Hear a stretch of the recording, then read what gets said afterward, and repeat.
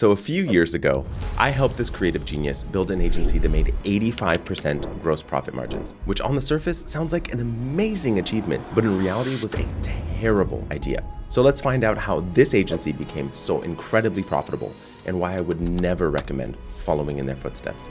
For the sake of this video, I'm going to go ahead and just call this client David.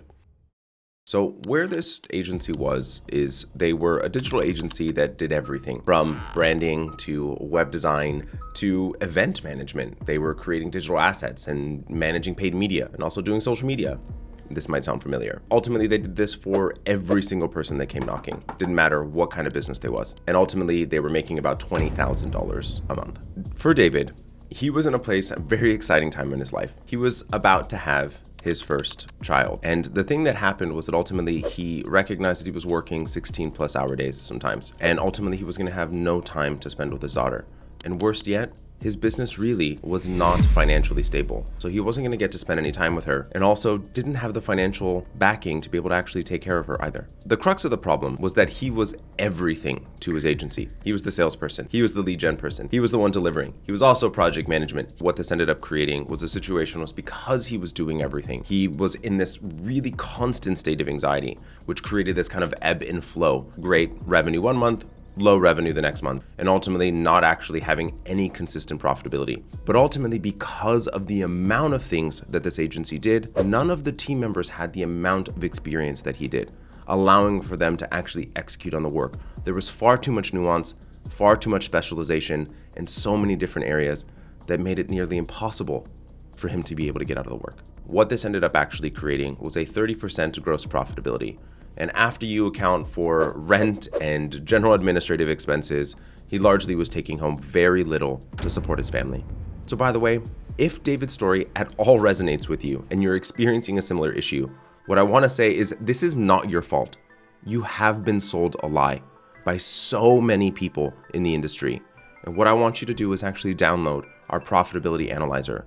It's going to help you figure out what are you doing that's ultimately driving profit and what are you doing that's actually sucking your time and energy and not generating you the profit that you need. So for David, there was essentially a 4-step action plan that we went through. So the first step was the who, or essentially the niche.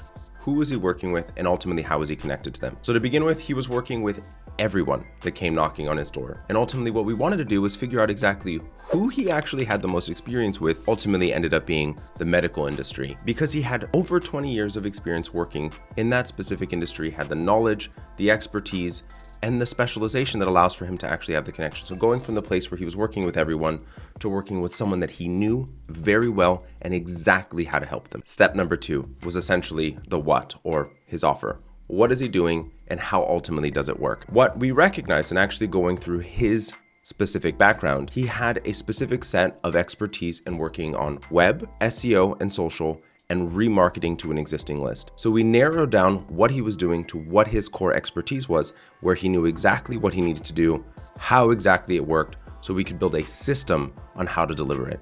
Step 3 was figuring out pricing and actually moving from project to recurring revenue. So what he was actually doing to begin with is that he was selling his websites for about $12,000 each project. And what we ended up doing was actually breaking it down and charging $17.50 a month for his base web package, allowing for him to actually turn what was a one-time revenue earn into an ongoing relationship with the client. Over the actual, in the end, lifetime value of the client, we were able to 3x the amount of revenue that he earned for the exact same project. Step 4, ultimately, how do we sell? Typically, the way that a sales conversation happens for a lot of agencies, and was true for David, hey, I need a website, or I need this, or I need that, and he would give them a price. But now we had to have a conversation about what is the problem, and here's how we are going to solve for that. So providing scripts, providing a process that allowed for him to actually have a value-oriented conversation and become the advisor to his prospective clients. So I wanted to give kind of a little bit of an asterisk to this whole story, right? For David, he was in a very specific scenario, and there's loads of nuance to how and who it is that you're working with, who you are, and what it is that you're doing. And for his specific scenario, we were able to devise a set of services and the way that we put together his billing, his offer, if you will, that allowed for him to have these gross profitability in that 80-85%. This does not work for everyone. However, if you're in a scenario where you're a branding agency, or you are a social media only agency, or you're a content agency and you have deliverables every single month, I want you to be aware and warn you that if you're in a place where you are above 60% gross profitability, you're actually creating a scenario where you are not investing enough into your team, where you're actually creating a situation where it's harder to scale. So the typical recommendation that we have is between 55 to 60% gross profitability, and that's kind of the sweet spot for the vast majority of agencies. So if you're an agency owner and you found this video interesting, you might also find this one interesting as well, where I explain how a design agency owner made $3 million in just 90 days.